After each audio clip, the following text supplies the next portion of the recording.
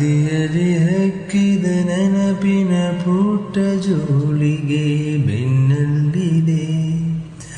ಹಾಡದಿರೋ ಸಾವಿರ ಪದಗಳ ಮೂಕ ಸೇತುವೆ ಕಣ್ಮುಂದಿದೆ.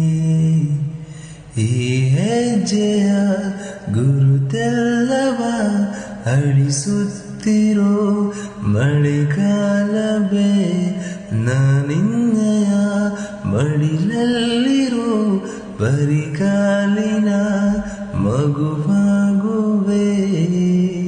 ಕನಸಾಗೀತೇನೋ ಇನ್ನೂದಾರ, ಕಂಡೀತೇನೋ ತಂಪ ಬಿಡಾರ. ಸಿಕ್ಕಿ